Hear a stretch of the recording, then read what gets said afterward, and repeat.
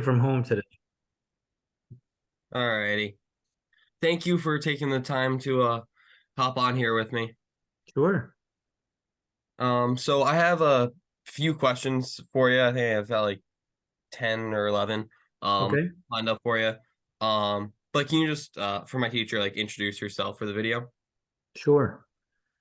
I'm Daniel Gale, Vice President of King Wealth Management Group in Saratoga Springs, New York, and a Keuka College Alumni class of 1990. Thank you. So you kind of just like my first question was your position and like was involved, but kind of just list your position. So like what like are like some of your day-to-day stuff that you do? Sure. Well, because we're a small privately owned firm, I wear many hats, but I'm a founding member and part owner of the firm. So on a day-to-day basis, obviously, it's a customer facing position. So my primary role is developing relationships, long and short term, with our current client base, dealing with prospects and future clients. We also deal with administrative issues, staffing issues. Um, that's probably on an ongoing basis, but primarily it's customer facing, doing investment management, retirement planning, financial planning is probably where I spend most of my time. Gotcha. So you'd consider yourself more of like a role with like people rather than the role with like in the like looking stock screening, that kind of stuff. Correct. Yeah, Gotcha. so I would say a large portion of my day is spent with customer contact, servicing their accounts.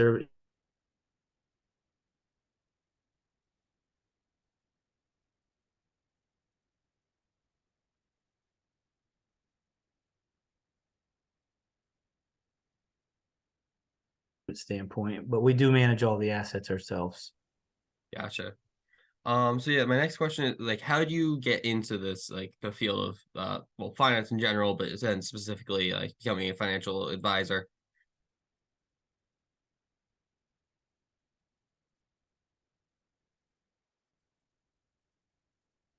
There you go.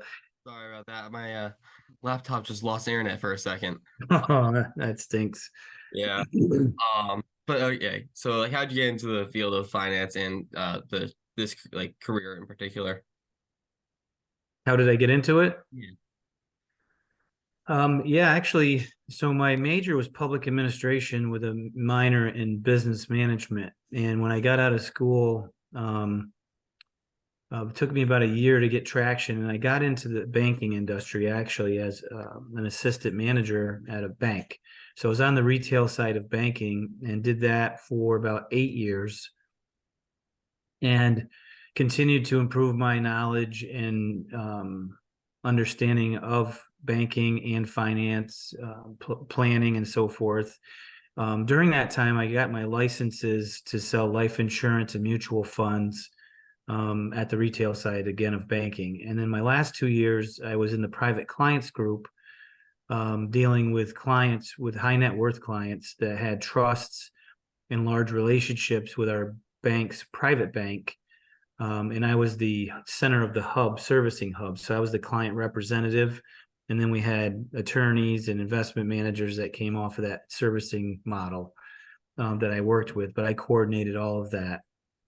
And then 20 years ago, I left that and joined my business partner, Larry King, at Smith Barney, which morphed into Morgan Stanley today, um, as a broker. And he and I developed a practice, um, an advisory practice underneath Smith Barney's supervision, and underneath their business model. We did that for 8 years, and then we broke out on our own and created King Wealth Management Group in Saratoga. So that's been about 30 years total. Gotcha. Yeah. So like when you left the Morgan Stanley or whoever it was before, Mhm. were you able to like bring your clients with you or were there like non-competes or Mhm. Yeah, so in that business, and it's probably changed somewhat since we left, but overall in that world, there's certain protocols that you have to follow. So you obviously can't take proprietary information when you leave, but part of these protocols are that when you do resign and the company assumes you're going to take their clients, you are able to take a list of your clients with public information. So you could take name, address, birth date, phone numbers, that kind of thing. And we had to prepare spreadsheets and actually, when we resigned, show them the information that we were taking.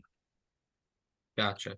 And then we had to go and then immediately start contacting those former clients because the minute we resigned, they're no longer our clients. Hmm. So our former clients and try to entice them to come over to our new firm and believe in what we were doing over there. Gotcha. So at this new firm, King Wealth Management, right? Yeah. Mhm. Is it all like well, like financial advisors, wealth management, or do you guys do like anything else in the financial industry? We're primarily we're all financial management for corporations and for individual investors. So we have about 750 million that we manage currently. And again, we directly manage that. So we do all the modeling, all the risk assessments. We build the modeling portfolio out. The portfolio's out. We pick the stocks that are in the models. We do all that ourselves on top of the other things that I've highlighted that I do on a daily basis. But um, our primary focus is asset management, retirement planning, and financial planning. Alrighty. Um, and so like for like your position, like what skills and strengths would you say that like are needed? You need to be a people person. Um, you need to be able to relate to each individual because each individual or family have the different focuses, different goals, different concerns that need to be addressed, and you really need to take care of them. And I just had this conversation with an employee that's been with us for 2.5 years. He had no background in financial management or financial advisory services. He actually came from the tech side and wanted to be a financial advisor. And um, some of the advice I would give you and I gave to him were that you, you need to be educated. You need to stay on top of the current trends, understand finance inside and out. You have to be an expert. Um, and there's so many different designations that you can get to show that you have that type of ability and intelligence. So you could be a CFP, you could be a CTFA, you could be, there's acronyms, all kinds of different acronyms Acronyms that you can galore. get. Yeah, there's plenty. Um, and and it's great. I think everyone should have that expertise and to show it. But in the end, 90+% of the clients don't care that you have those acronyms. What they want to know is are you going to take care of me and keep me out of trouble? Are you going to lead me down the right path and look out what's best for me? And if you can do that, you're going to be way far ahead of a lot of your peers because a lot of people just want a product dump on people or show how smart they are and like, look at me, I can do this, this, and this, and you should do this, this, and this. And the client stops listening after about 30 seconds. All they want to do is talk about what's important to them and make sure you're going to take care of them. If you can do that, you'll be successful. So like yeah, I know you said that you like manage all the assets and the investments yourself. So is it Mhm. more, would you say like which side is more difficult, the people side or the investment side? People side, if you do it right. Hmm. Yeah, because you really got to pay attention. It's hard work, Hmm. but I've been doing this long enough where we've got clients and I'll give you this example. Like, when I call clients, which I do on a regular basis, to stay on top of them, I'm pretty proactive of reaching out to all of our clients. our staff is still bewildered by the fact that I actually spend, if you say a half an hour of a phone appointment, I spend about 5 to 10 minutes talking about their accounts, the markets, what our thoughts are, what changes might be ahead. The rest of the time is talking about my family and their family, because that's all they want to talk about. And it's amazing how quick my clients come right over to how are your two daughters? How is your wife doing? So that tells me I'm doing a good job, because their focus is not on their investments. It's about being part of our King Wealth Management family and knowing that we're taking care of them. Hmm. Yeah, that's basically exactly what I want here, because like I'm looking to become a financial advisor, and I definitely care more about the person side than like the investment side. Like I understand that it's going to be like a big part of the business, but like my main thing is I want to work with people. Yeah, and that's what drives me. I understand the numbers, Quinn, and I can do all of that. I take pleasure in helping people get to where they need to be. Gotcha. So next, like obviously you don't have to give me any direct numbers, but like how does like the compensation model work for your company? So we're a bit different because we're a registered financial, or yes, we're a registered financial advisory firm. So we're not like a brokerage firm. So our employees, depending on their role, get a base salary. And then depending on how the firm does, not them individually, but as a firm, we'll bonus them on a quarterly basis. If our revenue stays where it needs to be. If they are just really doing well individually, we'll give them a little bonus, an extra bonus, or increase their salary. But it's different. We're not commission based. Um, and I like that model a lot, because it allows the team to focus on doing what's right for the clients and not what's right for their compensation. Hmm. Yeah, because that's definitely different than the field period you helped me find at NBT, where Yeah, they did it's like a 0.5 to 1% of their yeah. like total assets under management that they receive. Oh, yeah, yeah. So we're fee based as well, Quinn. So Okay. how do we earn our revenue? We're fee based. So all of our clients pay us a fee, pay us or compensate us on a percentage basis. So we have different fee schedules for our clients that it's tiered. So the more a client has with us, the lower their overall fee is from a percentage standpoint. But Okay. yeah, it ranges from in similar range as that. And Gotcha. then, yep. Um, so like at this King Wealth Management, is this like kind of where you see like yourself staying for like the rest of your career? Like you imagine yourself retiring here? Yeah, I'm in this until it's over. Being a Whatever founding that, member, I kind of expected that. yeah, whatever that means. Yeah, no, I'm with it. My partner and I have talked it over. Um, the beauty of our business is we've got a really sound business. We have a great diversified business model, meaning that our clientele, we have enough clients that have a good average amount of assets with us, that we're not top heavy. So if we lost our largest client, it'll hurt, because from an emotional standpoint, from an economic standpoint, we're diversified enough where our cash flow will not be hindered or hurt enough where it's going to slow the firm down. So we're diversified that way. So that's great. The other part is I'm 55, my business partner's 58. He doesn't have any kids. My kids are out and about in their early 20s, and we can do our job from anywhere. So my business partner lives in Florida 8 months out of the year, 9 months out of the year.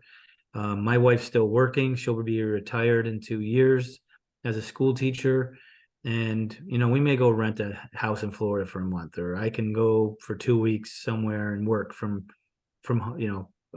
remotely, which I am doing right now. So um, when you have that type of flexibility and like and love what you do, I don't think I need to focus on retirement. Hmm. Gotcha. Yeah, I know like when I worked at NBT, the office I was in there was usually one to two other people in there because so many times people were off, like either going to meet clients or just Yeah, working remotely. Like it seems like right. there's a lot of flexibility in the field. There can be for sure. That's it. Yeah, and that's what I love about it. It's got actually COVID forced us to get even more to improve our abilities to work remotely. So we're in a good place. It's a good feeling. We got a good business. Nice. So next question is, so I've already taken and passed my SIE exam. Hmm. So like kind of like what like advice or steps should I like keep taking like before I graduate? Because I know like I can't take like any more like the series exams until I'm sponsored by a company. Correct. Um, so like is there anything else you think I could do before I graduate or just wait until I graduate and find a job?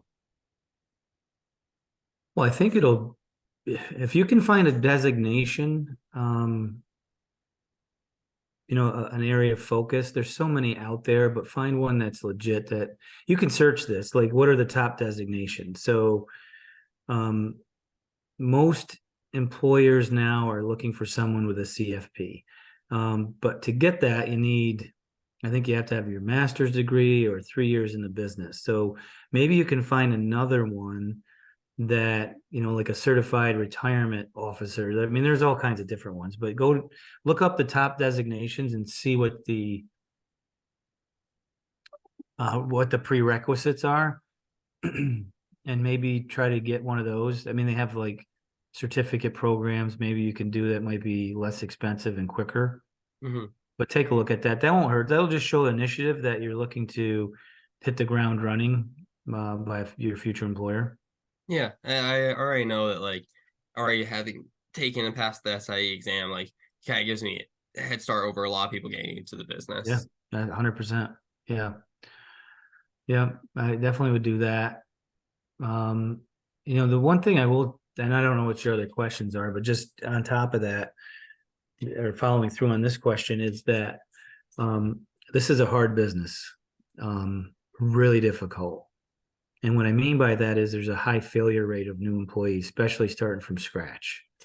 Pretty sure that was my next question. Exactly, Yeah, basically. it is a hard business, and there are more failures than success. What you have going in your favor is that people in my profession are getting older. There's not as many young people coming into it because it is such hard work, and there's a high amount of failure. And if you can't stomach that failure, you won't make it. But if you can, you're going to knock the cover right off the ball. Hmm. So you want to get in a position, one, that if you can work as hard as you can for the next 3 years after you get hired by a finance firm, and I mean 6, 7 days a week, prospecting, getting on the phone, going to events, calling family members, calling friends, and just tell them your story, what you're trying to do, what type of business you're trying to build. Um, if you can get through that first 3 years working really, really hard, you'll be set for the rest of your life. The other thing that could benefit you is because this profession's getting older, find an older person that is looking to retire, where maybe you can tie into as a junior broker, help them service the book of business that they've developed over their professional years, and then maybe be able to take that over as part of their retirement plan. Um, Hmm. as you build yours. So you got two things going. You're building your own, but you're able to take over a book of business from someone that does want to retire. And Yeah. that would be ideal for you. Yeah, I've kind of like fantasized about like being able to just take over from a older person who's about to Yeah. retire. Like Yeah. that'd be perfect, basically. Yeah. If that was able to happen. But I know like the odds of that aren't super high. Yeah. And I don't think I answered the other question fully. So from a compensation range, it depends on the amount of experience you have in the program that you're getting into. From scratch, they're probably going to start you out with a higher base salary and then decrease that over a couple of years as you start to build up your commissions in your business, Hmm. in your book. So you have to be prepared to get through that period where maybe you're saying you're making, I don't know, say 50 grand. and then all of a sudden they're scaling you back to 30 grand a year plus your commissions over a 2-year period. You got to be ready to get through that, and financially get yourself in a place to handle that type of movement in your income. Yeah. Yeah, it's pretty similar to like the how MBT did their compensation, like working for I think it was like over their first 3 years, like each year it scales back until it's just fee based. Yeah, yeah, yeah. So yeah, my next question was what percentage of those who enter the field are successful? So you About 3%. oh really? Yeah, it's really low. That's a little lower than I No, expected. no, it's not good. Again, in your favor is that we're getting older. Mhm. Um, and so I think the field's a little bit open. The challenges you're going to face too are the fact that you got artificial intelligence coming into this field, that you're looking at, robotic asset management. The fees that you can charge have greatly compressed in my lifespan in this business, and it's only getting tighter. So you used to be able to charge 1.5%, 2%. Now all of a sudden it's 0.5% to 1%. And you can look at mutual funds and look at what they used to charge internal fees, expense ratios, they call them, 10 years ago versus today. I mean, they're a fraction of what they used to be. So it just means you have to do more volume, or, level off the book and how you're, generating your income. Mhm. So like I obviously there's like a low percentage of success. Like what can I do to like kind of like increase my odds like Yeah. individually? Work harder Hmm. than anybody else. Find your niche. Don't try to be everything to everybody. Find a niche, like you said, you want to focus on helping people.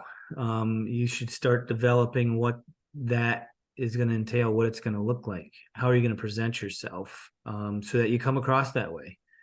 Um, it's different for everyone. Like I'm an open book with clients and prospects. I tell them about my life. I tell them about what I like, what I don't like, my hobbies. And I open myself up.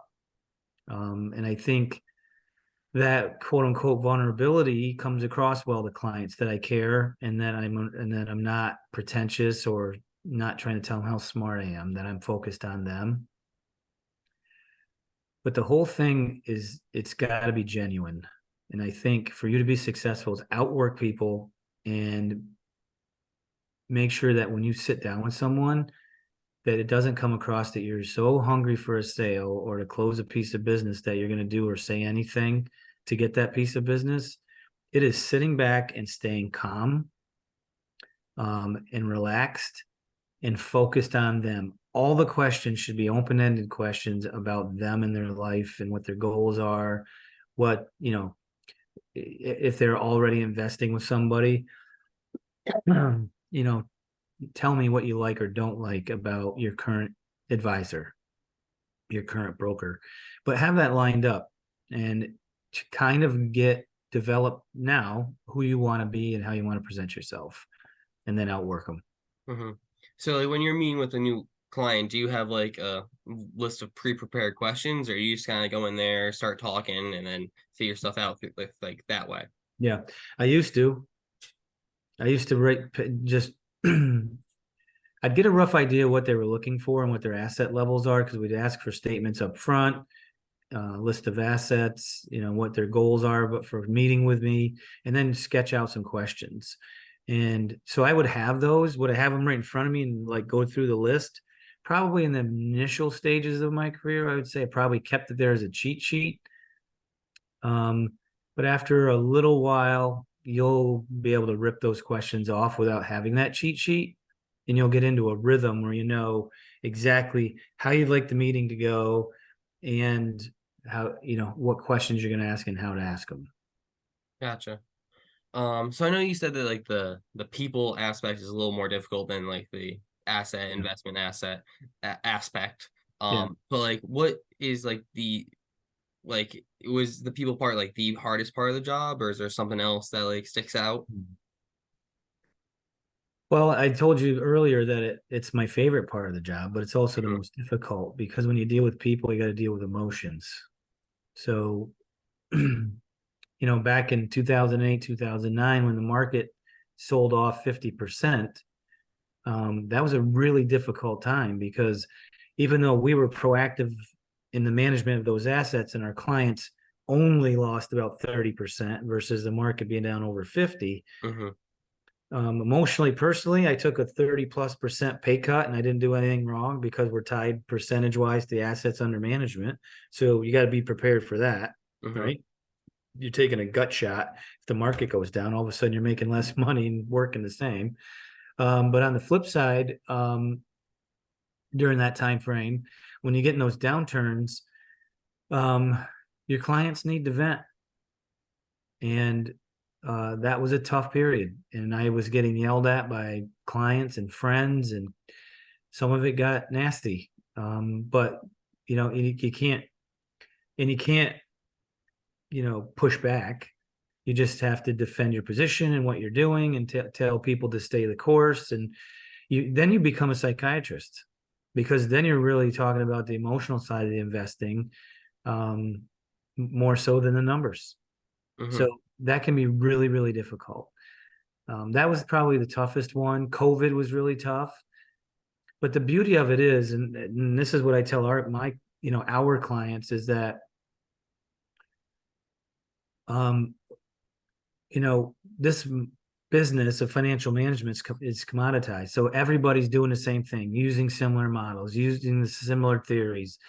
Um, and you can do it on your own. You can go out and buy index funds. You can go out and buy your own stocks and not pay us a fee. Mhm. But I think our value, and this is what I convey to the clients, is that our value is taking the emotion out of the investing. And 9 times out of 10, when I have to have that discussion, it's the same people that, watch the market drop 10% this summer from July till the beginning of October, mid-October, ready to sell everything and go to cash. And I'm like, no, don't do that. No, can't do that. We're sticking to this. And then all of a sudden the market rebounds and their value of their accounts go up. So being a psychiatrist and dealing with clients' emotions and keeping them on track is the hardest part. And that's pretty much what I mean when I say that. That's a Yeah. hard part of the job. I mean, other than just like kind of like holding your ground, is like there any way to like help deal with that like emotionally for yourself? Yeah, talk about it with your peers. 100%.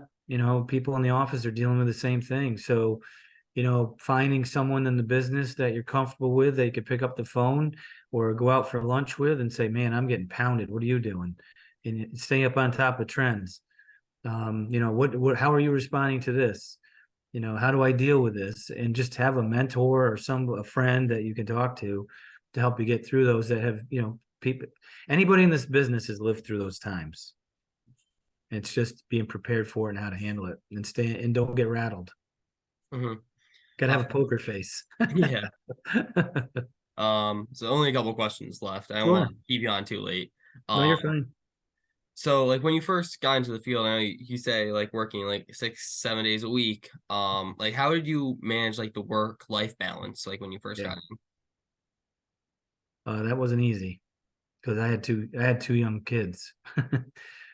So, it took my wife carrying a lot of the load and picking your spots, right? So I needed to be at events, I needed to be on the phones, um, and having an understanding spouse or partner is huge. So they can help get you through that.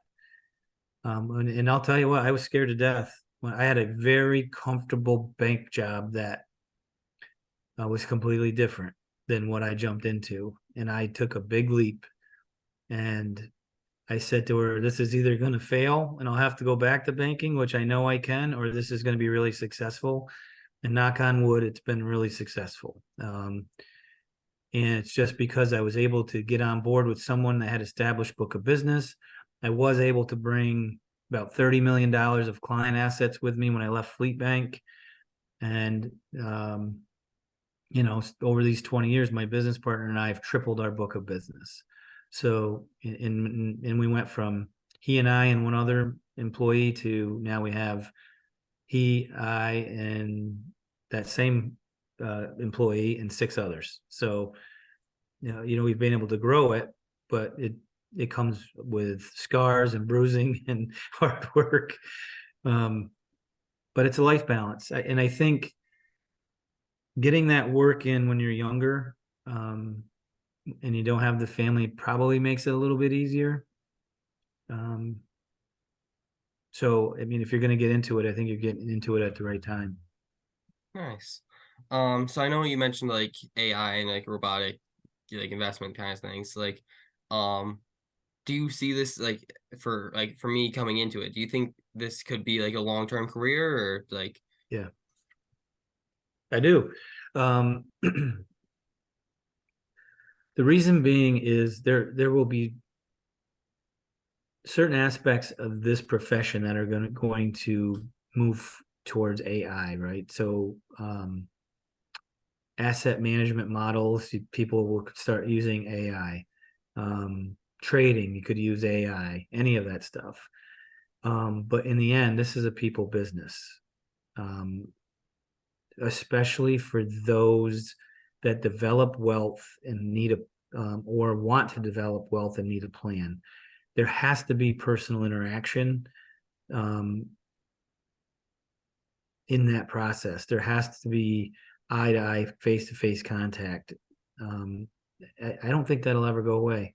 Um, we've got next generations coming through, um, that like to do things on their own more than I think my generation or the one between us and that next in the younger generation that, will be a headwind for you. But the fact of the matter is, I think if you can really create those relationships, people will come to you. Because in the end, if they're going to do it on their own, Quinn, I'm telling you right now, they will blow themselves up because very few have the discipline to just invest and forget, stick to their course. The emotions creep in. They buy at the wrong time. They sell at the wrong time. And having a voice of reason to talk them off that path, is where you're going to make your hay. Where you're going to really make a name for yourself. Um, so I think if you can focus on that and get good at it, I think you can have a long career here, and you'll grow into it. You'll learn to deal with it. alrighty. One last question for you. Yeah. Is there like any type of question that I say that I should have asked that I didn't, like that you can think of, or Hmm.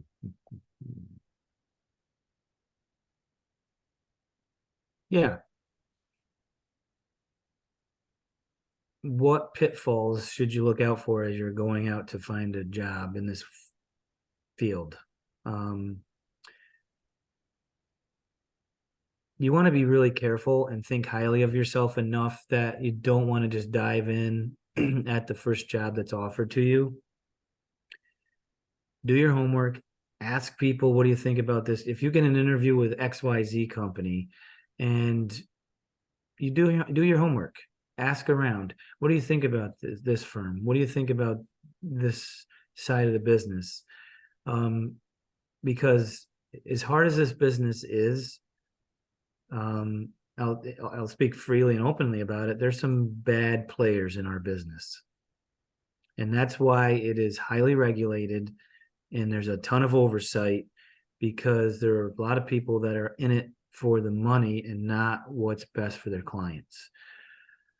So you want to try to avoid working for outfits like that. Two, some of these outfits will bring you in and tell you, listen, we're going to do this, this, and this. You need to make this long list on a spreadsheet of your friends and family and extended family and all this, and start getting on the phone and sell them insurance and sell them investment products. Now, I already said that there's a high failure rate in this business. So what do you think happens to all those people that try to get in this business because it looks so nice and people driving nice cars? what happens to all those accounts after these people fail and they've opened them up?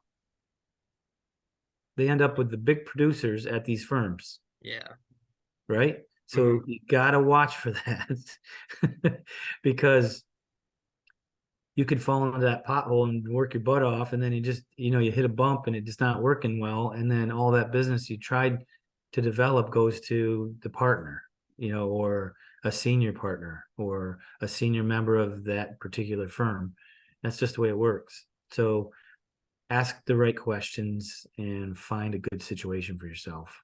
Yeah, that makes a lot of sense because I had for looking for a field period once I interviewed with Northwestern Mutual Mhm. and it didn't work out well. Basically, the guy told me that I was too much of a team player based off of some like Yep. personality survey thing. Yep. And like my professor now and the guy I worked for at my field period, when they heard I interviewed for Northwestern Mutual, they were like, it's probably a good thing you didn't end up there. Like Yep. they're not great Yep. guys. Yeah, I was avoiding using that particular company, but I don't disagree with them. And there are others just like it. So you have to Gotcha. you can find your spot. Like NBT is a good place. They're not, um, they do the right thing for their clients because they've got other streams of revenue coming in as a business, right? Mhm. So, they're not, just churn and burn. Just that you got to avoid that. Find a firm that matches your personality. Eh, Thank you so much for meeting with me today. I Oh, really you're welcome. appreciate it. Yeah, you can reach out to me anytime. I appreciate it. Thank you. All right, good luck. Are you graduated yet? No, I graduated in the spring. Okay. Well, good luck. Thank you. All right. Are you playing baseball this spring? Yep. All Yeah, right, cool. just finished fall ball a few weeks ago. Cool. Well, good luck. Appreciate it. All right. Have a Take good one. care. Bye, Quinn. Bye.